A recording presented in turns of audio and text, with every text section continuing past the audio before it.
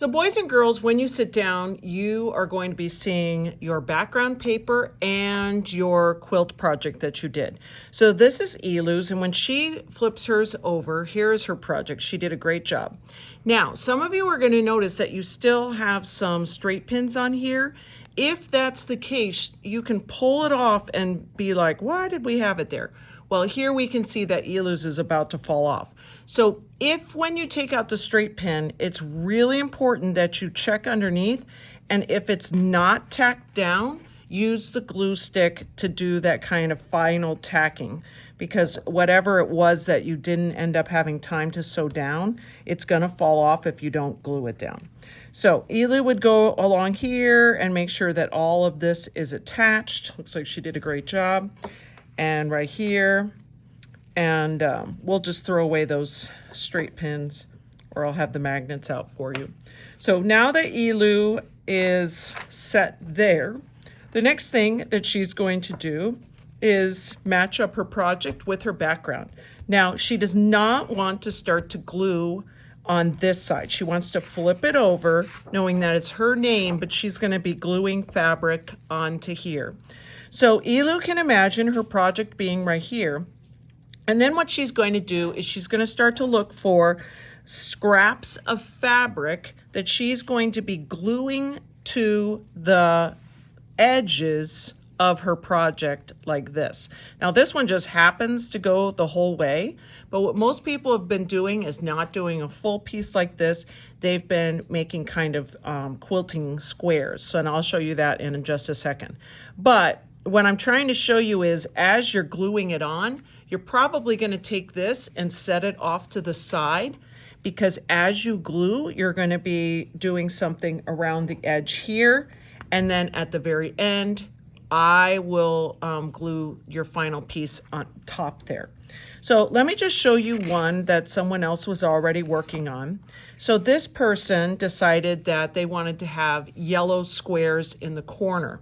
So they took something like this, and then just kind of with your eyeball, you're like, okay, it's about that wide. So you'll maybe come right here and you can cut that into a square. So now that I've done that, this is going to be going back into the middle of the table for someone else to use. And then you're going to glue this fabric down. Now, some kids are doing like a little thing like that. That's probably not going to do it. I want you to do a nice amount of glue stick.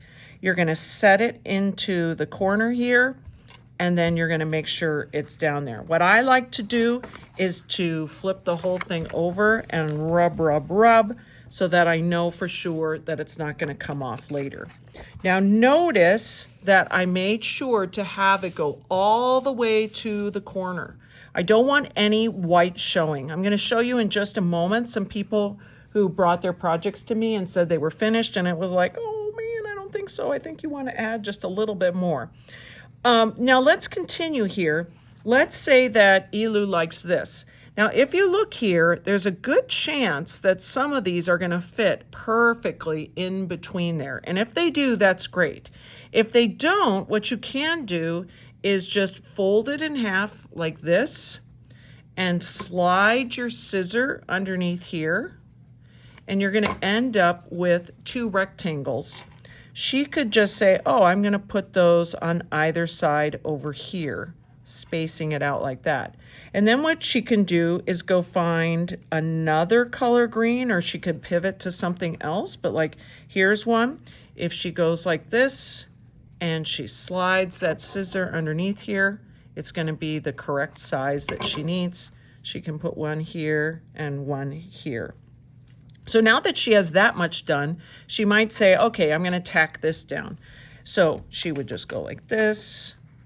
And remember, she's never going to go like this. If you start to see, if you flip it over and you can see the fabric, that means you didn't line it up.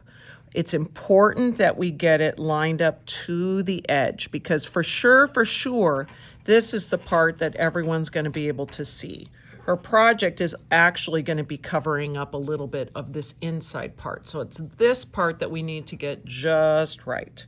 I'm going to go ahead and glue all these down, and then I'll show you what her options are. So now that Elu has these done, she could go and do the same color in each one. So if she wanted to use this pink, she could come here and just cut the same size for each one. Sometimes you can get kind of lucky, and if you trim up your edges and fold it and do a cut,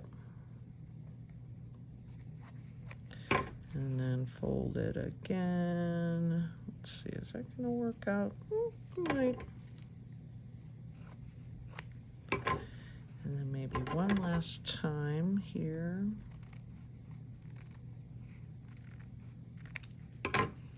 We'll be able to, pretty close, be able to stick those in all of there. So that's cute. So I'm going to go ahead and glue that down on my own, but I'm just going to show you what some different people did.